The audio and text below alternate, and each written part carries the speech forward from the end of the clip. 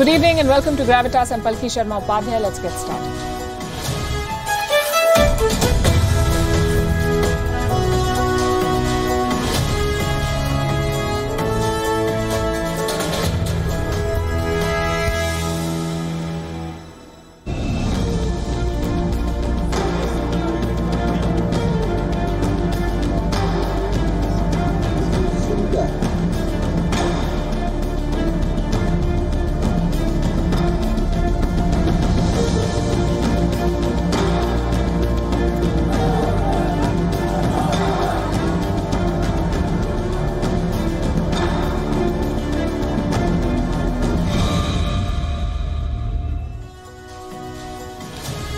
On this show, we've often questioned the relevance of multilateral bodies and the purpose they serve. Yes, talking is important, but when summits turn into photo ops, how do they help? Let me tell you about a meeting that's happening in Delhi as we speak. Delegates from Pakistan and China are in India to discuss combating terrorism of all things. One of them is a state sponsor of terror, the other is a threat to regional peace. They're talking about combating terrorism with India in India. This is part of the SCO framework, the Shanghai Cooperation Organization. Now, while this meeting is on, guess what China does? It blocks an Indian and American effort at the United Nations, an attempt to designate a convicted Pakistani terrorist, a Lashkar leader, as a UN terrorist. China blocked the bid at the last moment. So much for combating terrorism, giving a veto shield to a man who has masterminded multiple terror attacks against India. Then we have Pakistan. It has made some shrewd moves, pulled wool over the eyes of global agencies, and may finally get out of the FATF grey list, the grey list of the Financial Action Watchdog. On Gravitas tonight, we'll discuss these developments and the implications.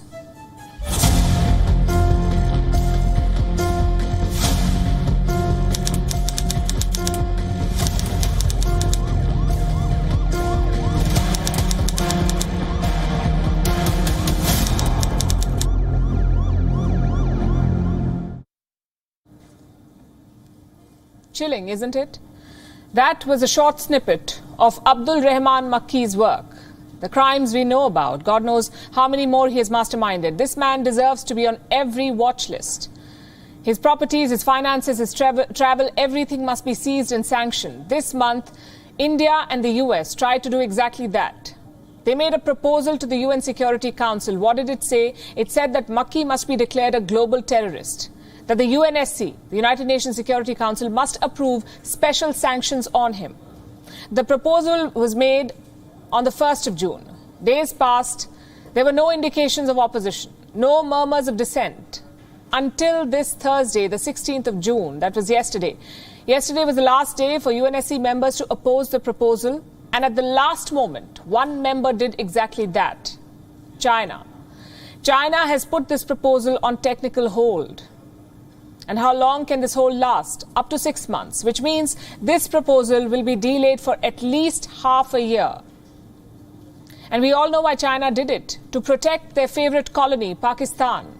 And it's not the first time they've done something like this. China did the same thing with Jaish-e-Mohammed chief Masood Azhar. India proposed sanctioning Masood Azhar in the year 2009. Guess when it finally happened? Almost 10 years later, in 2019. And during this time, China kept blocking India's proposal. They delayed it as much as possible. And now Beijing is doing it all over again, this time with Abdul Rahman Makki.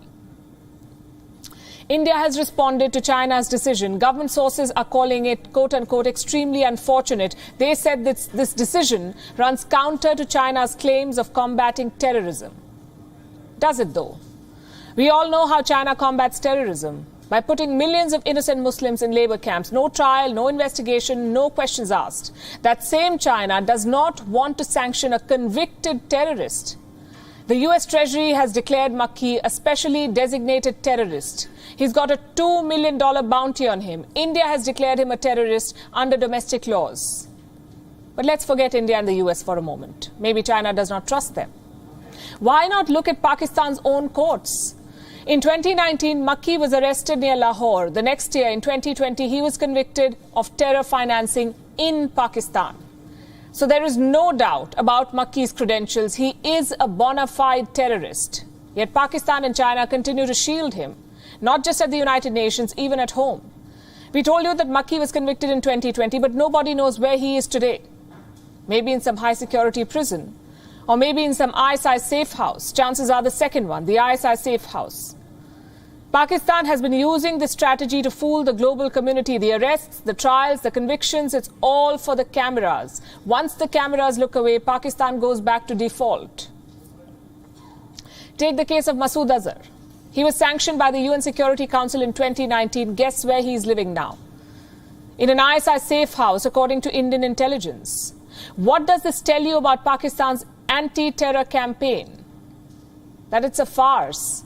It is designed to give the impression of progress, but behind the scenes, nothing has changed. At least 12 terror groups still operate in Pakistan. The Lashkar-e-Toiba, the Jaish-e-Mohammed, the Hizbul Mujahideen, the Al-Qaeda, they're all internationally sanctioned terror groups, yet all of them operate in Pakistan. The question is, will the global community call out this farce? The FATF, or the Financial Action Task Force, held their plenary meeting today. The FATF is a terror financing watchdog. They go after state sponsors of terrorism. Today, Pakistan was on their agenda. Should Pakistan stay on the grey list or not? That's the question they were looking at. Right now, it looks like Pakistan could get a breather. The FATF says Pakistan has substantially completed both its action plans. The next step is verifying that. You see, delisting does not happen overnight. The process of leaving the grey list is a long one. First, a team from the FATF will visit Pakistan. They will review the so-called reforms. And if they're satisfied, then Pakistan will be officially delisted. The FATF says it is planning an on-site visit at the earliest possible date. But effectively, it is looking good for Pakistan. And how did that happen?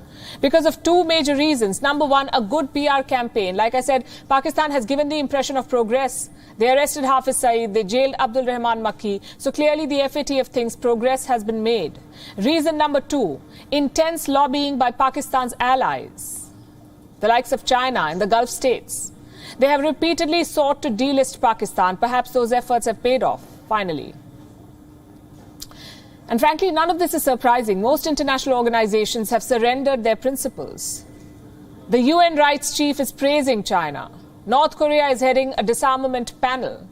So the FATF delisting Pakistan is no surprise at all. But will it help Pakistan? At this stage, it's unlikely. Their problems have gone beyond terror financing. A former prime minister has gone rogue.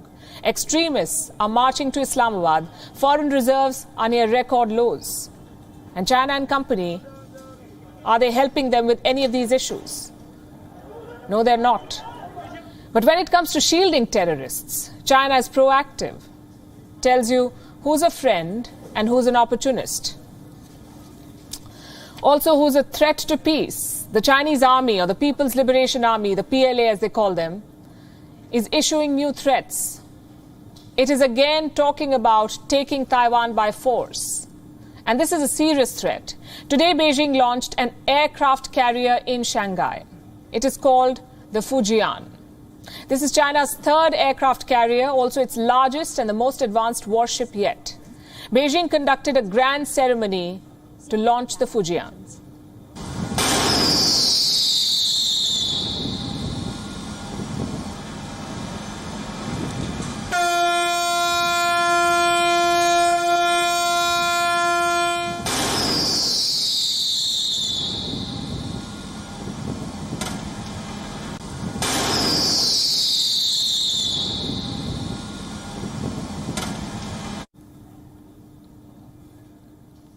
Clearly, China wants to make a statement with this one. This ship, the Fujian, looks a lot like US aircraft carriers. In fact, it's quite similar to the Nimitz and Ford-class warships of America. Makes you wonder if this is another Chinese imitation piece. Did they build this ship, or did they just copy it? We're not waiting for an answer from Beijing. They're showcasing this as proof of China's growing military might.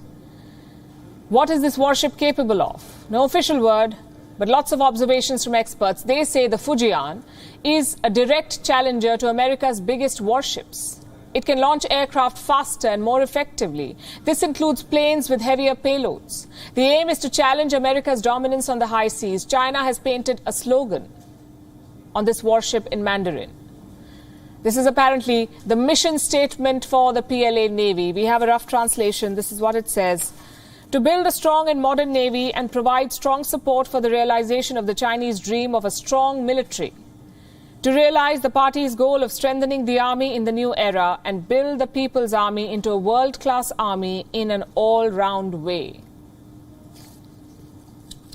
China is also sending a message through this name, the Fujian. This warship is named after a coastal province in China, and this is not just any other coastal Chinese province. Fujian is in southeast China. It is the closest Chinese province to Taiwan. If China decides to invade Taiwan, Fujian can serve as the PLA's launch pad. The Chinese military is often seen conducting drills there.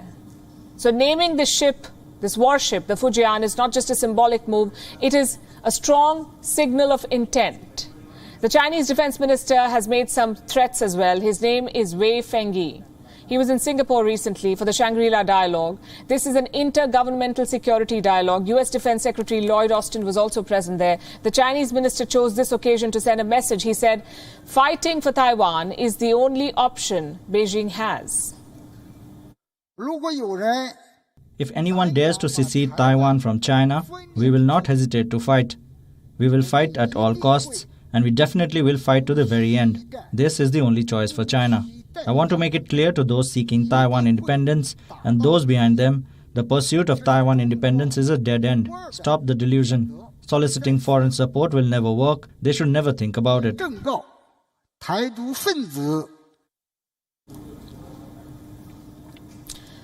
Don't think about it, he said.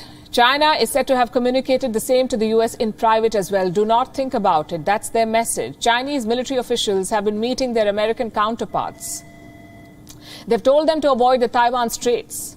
US Navy ships often pass through these waters. Why do they take this route? To assert America's support to Taiwan. Now, China has told the American Navy to stop doing that. It has come up with a new argument to block American ships. This is what China says. The Taiwan Straits is not part of international waters. It says the region is part of China's exclusive economic zone. So foreign warships cannot pass through the Taiwan Straits. Basically, China is claiming sovereignty over these waters. According to the UN Convention on the Law of the Sea and China's domestic law, the waters of the Taiwan Strait from the coast on both sides of the Taiwan Strait to the center line of the strait are in turn China's internal waters, territorial waters, contiguous zone, and exclusive economic zone. China exercises sovereignty, sovereign rights, and jurisdiction over the Taiwan Strait. Meanwhile, we also respect the legitimate rights of other countries in the relevant waters. So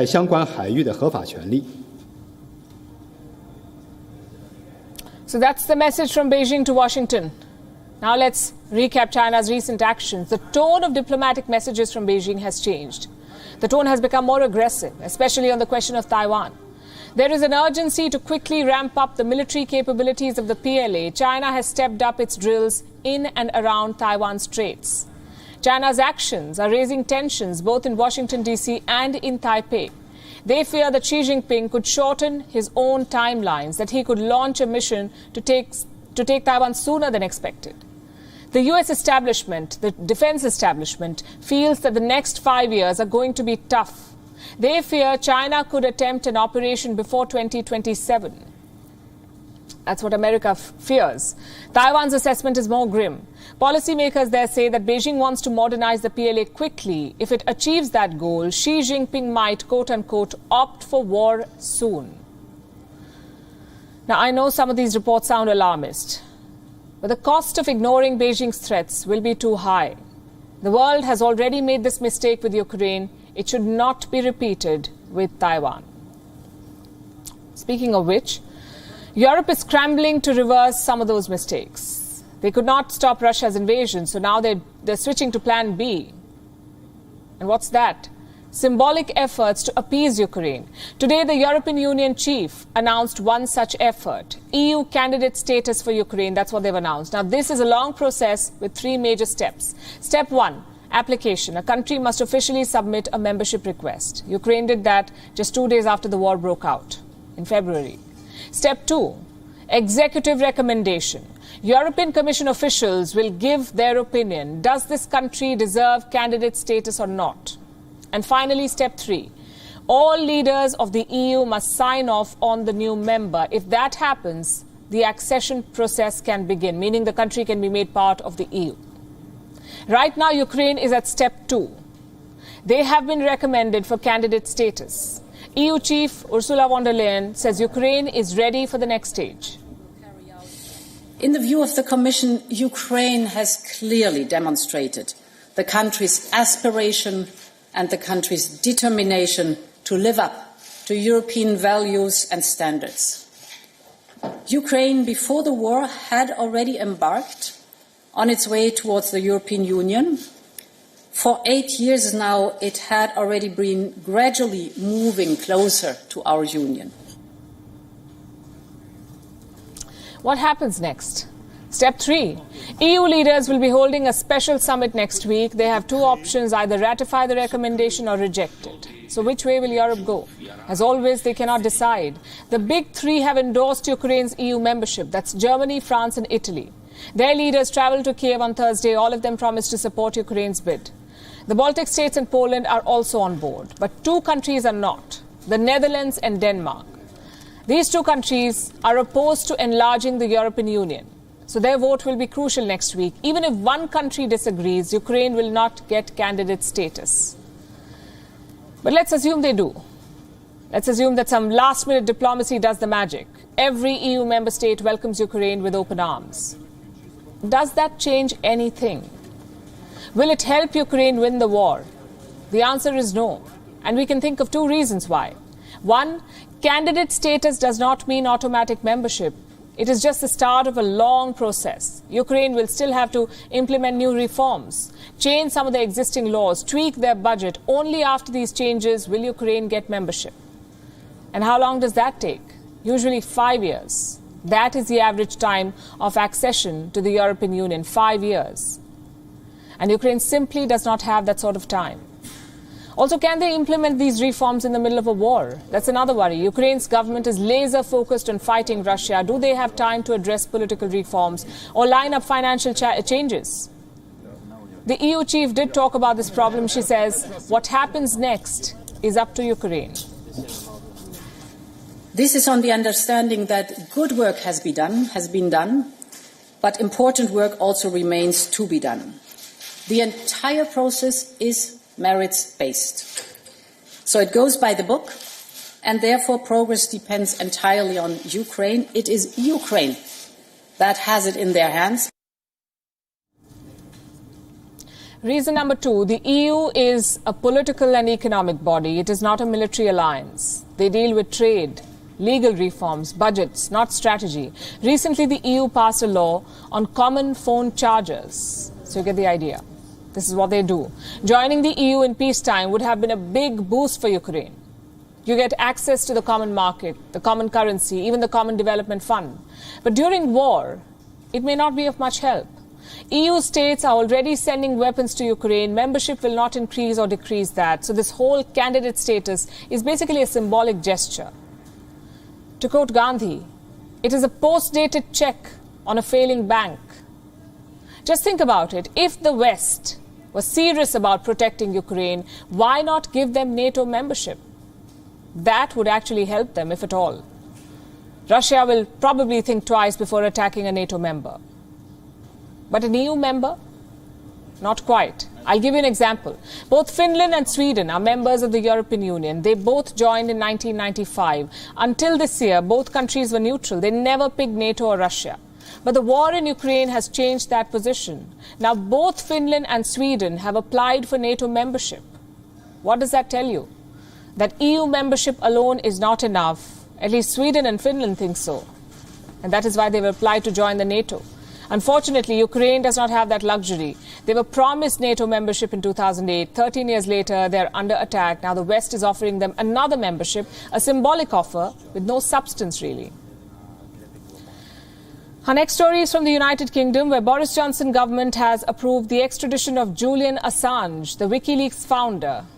He's wanted in the United States for espionage. If convicted, He faces 175 years in jail. You heard that right, 175 years in jail. What did Assange do to deserve something like this? He published classified documents revealing America's war crimes abroad. Our next report brings you his story.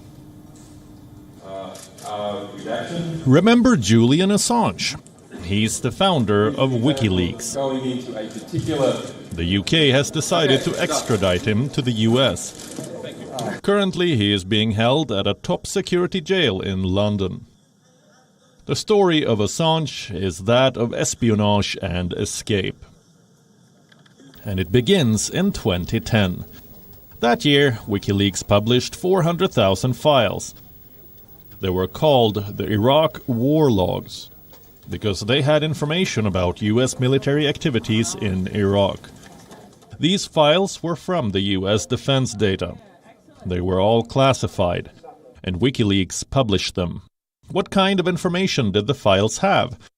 Videos of human rights abuses by US forces, indiscriminate killing of civilians in Iraq and Afghanistan, videos showing US troops killing journalists. When all this data came out, the US cried espionage. WikiLeaks maintained the information was published in public interest. President Barack Obama was in the White House. His administration went after the whistleblower who had sent the documents to WikiLeaks, and that was Chelsea Manning, a US Army intelligence analyst. She was arrested and Assange was spared. But in 2010, Assange already had troubles of his own. Sweden had issued an international arrest warrant for Assange. He was accused of rape. The United Kingdom detained Assange.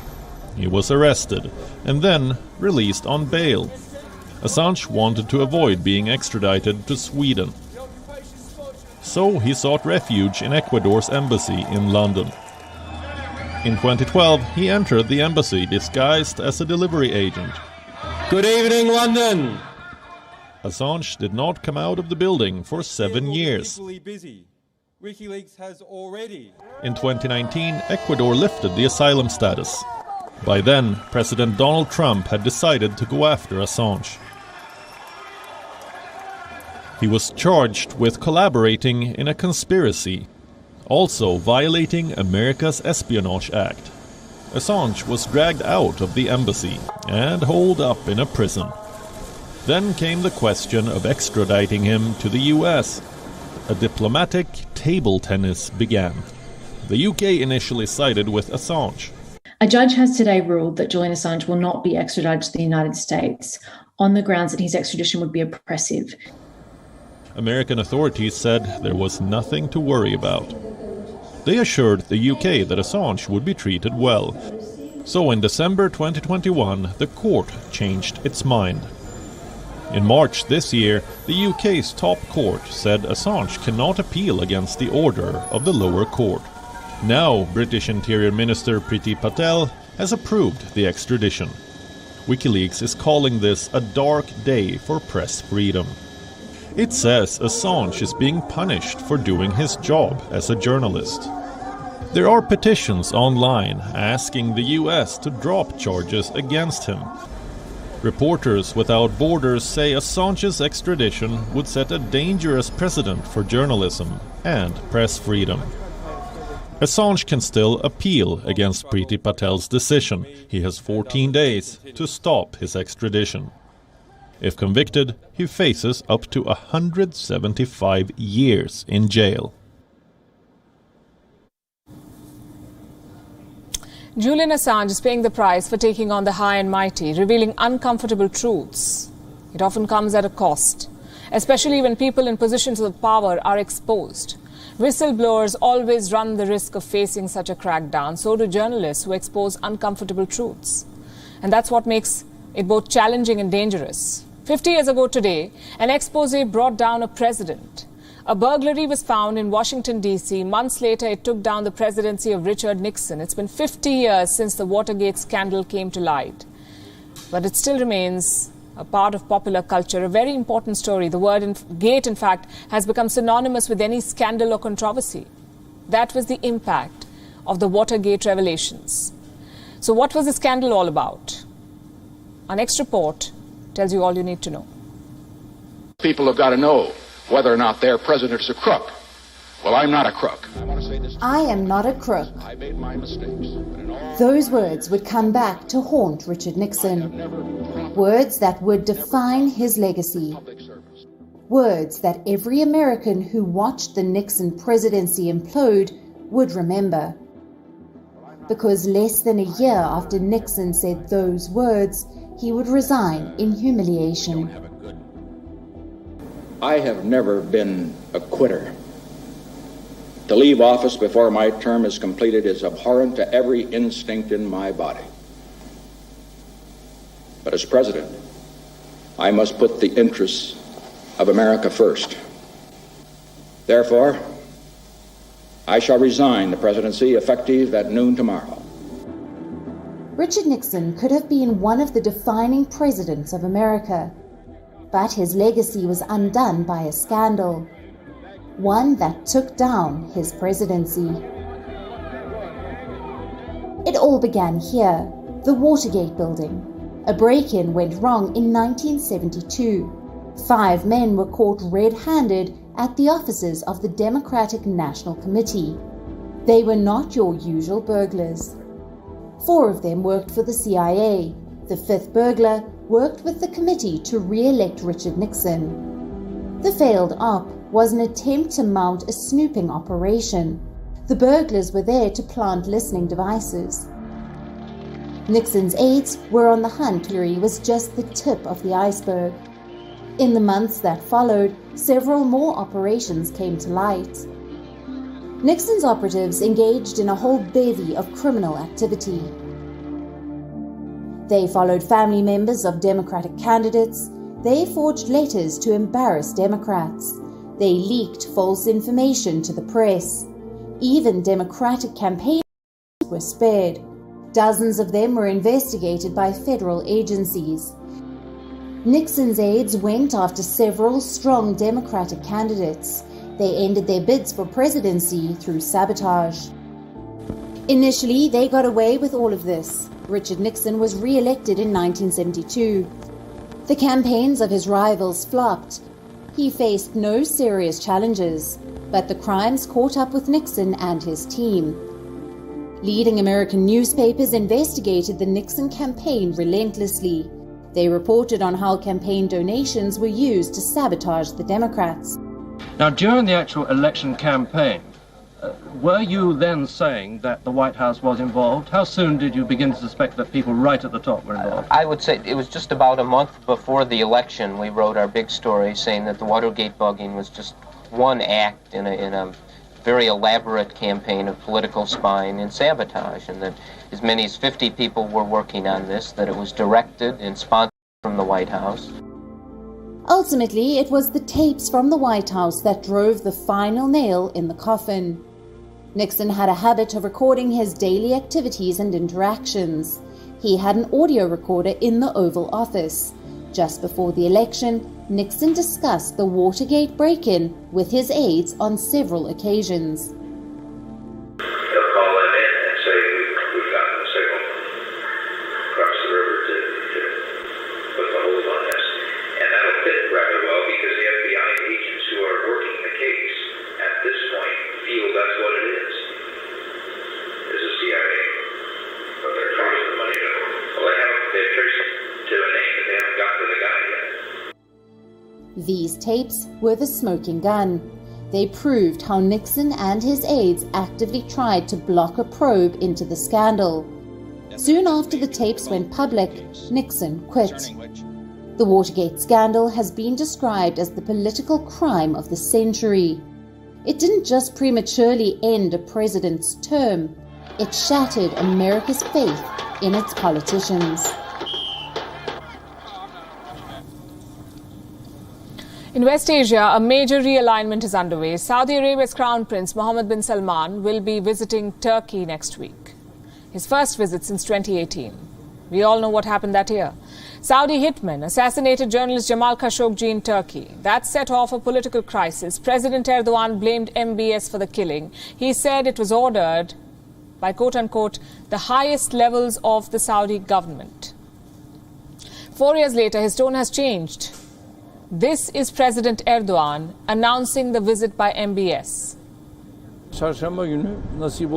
We will meet with him in our presidential complex in Ankara, and we are going to conduct bilateral meetings with him and his delegation, and we will find a chance to discuss how to improve Turkish and Saudi Arabian relations to a higher level in the upcoming future. You heard him. No accusations, only cooperation. What explains this climb down by Erdogan? His failing economy. Erdogan violated the unsaid rule of the Islamic world. He challenged the leadership of Saudi Arabia, and punishment was swift. Saudi Arabia imposed an informal trade embargo on Turkish goods. In 2021, their exports to the kingdom dropped 92%. Erdogan had no choice but to bury his rivalry. First, he abandoned the Khashoggi case. The murder trial in Istanbul was transferred to Saudi Arabia. Then he travelled to Jeddah. He met Crown Prince MBS and talked about resetting ties. From the looks of it, it worked. Turkey's exports to Saudi Arabia increased 25% in the first quarter of 2022. And now MBS is flying down to Ankara. Both sides know exactly what they want. Turkey wants money, they want investment deals, currency swap agreements, anything to keep their economy afloat. Saudi Arabia, on the other hand, needs assurances, indications that Erdogan has dropped his Islamic ambitions, that Turkey is finally falling in line, and if possible, a few Turkish drones too. They're doing wonders in the Ukraine war. MBS will be hoping to acquire them for Yemen. So that's what both leaders are looking for, the substance. What about the symbolism? For MBS, it is his return on the global stage. Since the Khashoggi murder, the Crown Prince has rarely travelled. He visited Japan for the G20 in 2019, but that's it. Western heads of state wanted to distance themselves from Mohammed bin Salman. That's not the case anymore. In December last year, French President Emmanuel Macron met him. Next month, Joe Biden will do the same. So MBS is not a political kryptonite anymore. He's back at the high table of diplomacy. What about Erdogan? Well, he too is back at the high table, but not the way he imagined it. Erdogan has been forced to surrender his big dreams. He has reached out to all his so-called rivals, the UAE, Saudi Arabia, even Israel. In simple words, Erdogan has been cut to size. And where does that leave West Asia? In the middle of a realignment. Since the First World War, this region has been controlled by world powers, first by Europe, then by the United States. But now that alignment is slowly changing, especially with the war in Ukraine. None of the West Asian countries are supporting the US. Not Saudi Arabia, not the UAE, not even Turkey, which is a NATO member, by the way. All of them are pursuing their own interests. And I'll give you examples. Saudi Arabia initially refused to increase oil output. They put profits over the US. At one point, MBS was not answering Joe Biden's phone. Turkey is talking about a military operation in Syria. Both Russia and America have warned against it, but Erdogan doesn't care. Then you have Israel. They are practicing to strike Iranian nuclear targets, and that too in the middle of negotiations to revive the nuclear deal. Do you see the trend here? West Asia is charting its own course. They understand how unreliable the United States is. So they're looking out for themselves. Saudi Arabia is making ballistic missiles with China.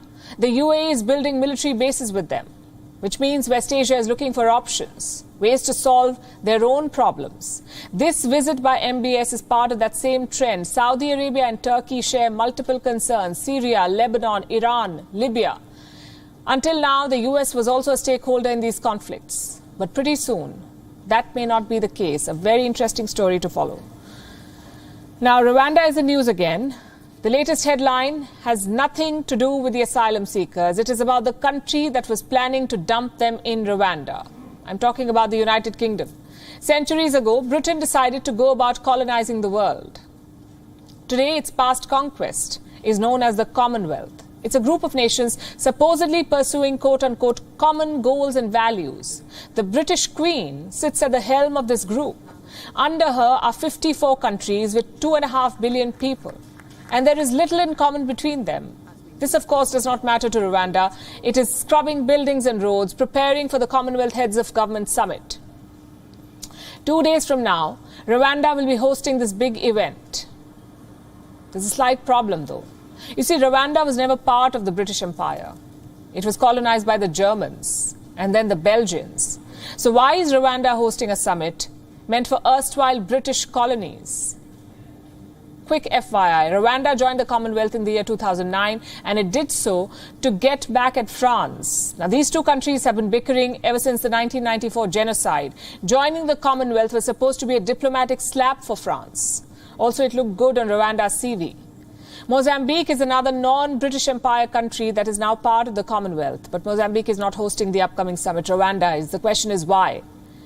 Getting back at France is one thing. Spending precious resources on a summit is quite another. The Commonwealth Summit is Rwanda's day in the sun, in fact. Its chance to showcase its progress. The country has had a dark history complete with the genocide. We recently spoke about it on this show. Today, Rwanda is trying to write a fresh story. It has modernized its capital. In fact, Kigali is where the summit will be held. Rwanda's leader will show off the country's economy, talk about how it's been growing annually at an average rate of 7.2%. Rwanda will likely focus on its parliament, where 60% of the members are women. That's a world record, by the way. So this summit is basically a PR stunt for them. We wish Rwanda all the best with that. Here's a more important question now. What's the point of this summit? Irrespective of who hosts it, what does this event plan to achieve for its members? Unlike what the British monarchy would want you to believe, today there is nothing common between Commonwealth countries apart from dark history, the dark history they share. The colonial past is something most Commonwealth nations would want to move on from. Many have dumped the British Queen as their ceremonial head of state. Barbados was the latest one to do that. If you ask the people of these countries, they will tell you that they do not mind dumping the Commonwealth too. After all, what purpose does it serve? What is the relevance of the Commonwealth in the year 2022? Is it a trade alliance? In 2018, the Commonwealth pledged to boost trade. The goal was to secure $2 trillion worth of trade within the bloc. $2 trillion. 2030 was set as the deadline. We are in 2022. There's virtually no progress, and that may not change in the years ahead. The UK knows this far too well. Commonwealth accounts for just 9% of the UK's total trade. So no, it's not a trade alliance. Is the Commonwealth then an economic grouping? How can it be? It is not a grouping of equals. It is a confused mix of some of the world's richest and some of the world's poorest countries. Think about it. What common economic goal can Ghana, St. Vincent and the Grenadines, Canada, St. Kitts and Nevis, India and the Nauru set? You get the point. Next question. Is the Commonwealth a strategic alliance, like the Quad? The answer again is no, because where is the common strategic goal? So then what defines this alliance? What is it about? What's the purpose? These are questions that member states should be thinking about as they head to the Rwanda summit. What is the Commonwealth even doing apart from reminding the UK of its glorious days? Rwanda does not mind paying for that flashback. And that's because Paul Kagame likes cozying up to the West. He's called the West's favorite dictator. He's on their good books. The US and the UK hardly criticize Kagame for the repressions in Rwanda and the political killings abroad. Boris Johnson even trusts him with asylum seekers. So we know why Rwanda is hosting this summit. We also know why the UK is attending it, to relive the Great Britain days. But what about the rest? Why are these 50-odd countries going for the summit? Apart from the fundamental issue of celebrating a colonial relic, there have been no great outcomes from past summits. So if this is just about a photo op, then members can safely skip it, focus on the problems at home, and dump the Commonwealth for good, we say. And now let's talk about Elon Musk. He is yet to answer a $44 billion question. Will he buy Twitter or not? That question still remains. Well, your guess is as good as mine. One day he wants to buy Twitter, the next day he doesn't want it. It's very difficult to predict what Musk is thinking. More importantly, what is he going to do next? So let me tell you what his mood was like yesterday. On Thursday, he met some Twitter employees virtually. It was a town hall. He shared how he plans to run Twitter. He told Twitter employees that he wants the platform to be more like TikTok and WeChat. Here's a report. Does Elon Musk still want to buy Twitter? He remains hooked to the platform but continues to keep everyone guessing about the takeover. A town hall with Twitter employees was a good opportunity to settle the chaos. But Musk ended up creating more doubts.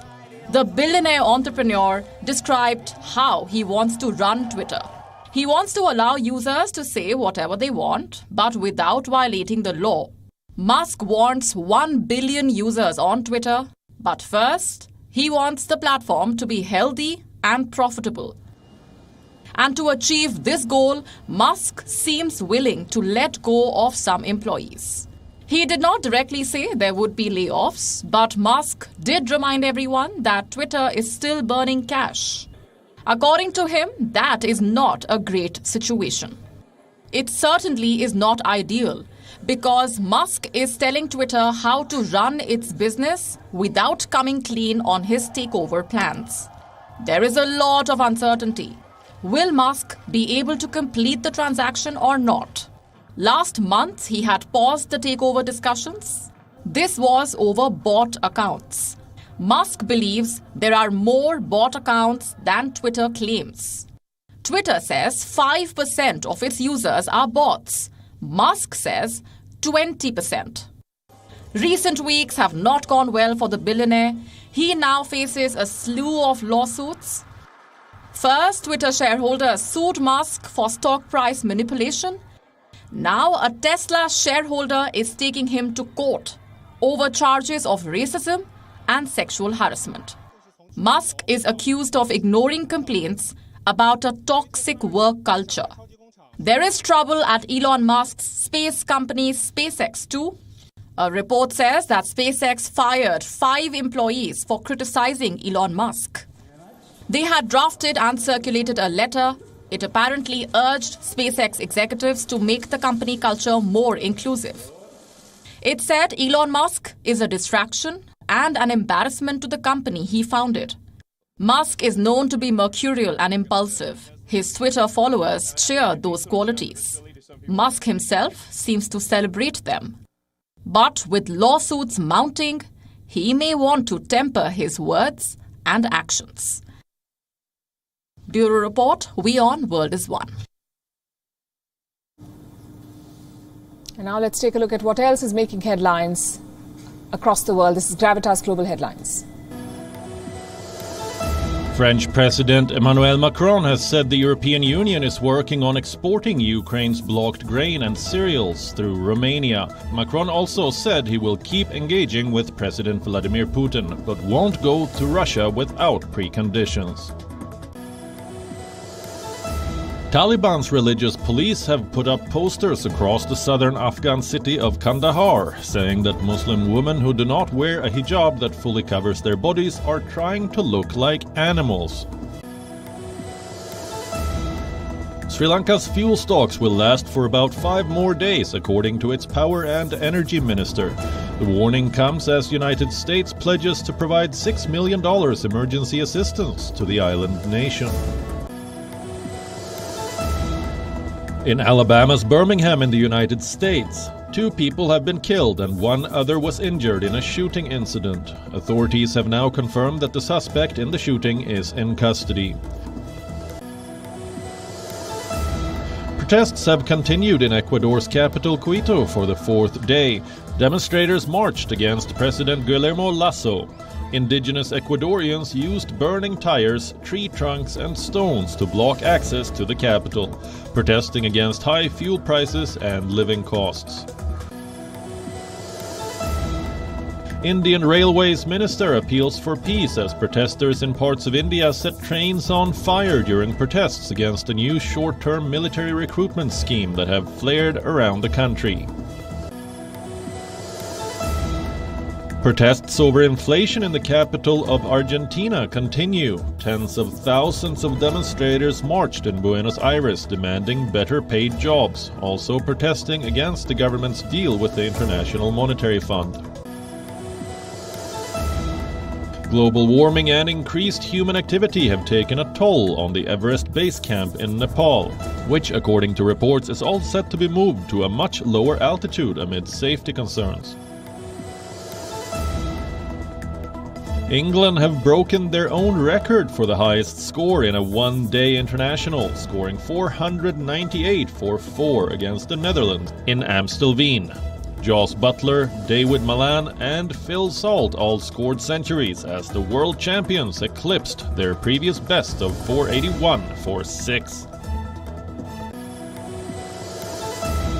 The Golden State Warriors have been crowned NBA champions for the 4th time in 8 years. The Warriors beat Boston Celtics 103-90 in Game 6 of the finals to complete a 4-2 series win. Warriors superstar Stephen Curry, who scored 34 points, was awarded his first NBA Finals MVP. With that, it's a wrap. We're leaving you with Gravitas Images. Thanks very much for watching. We'll see you on Monday.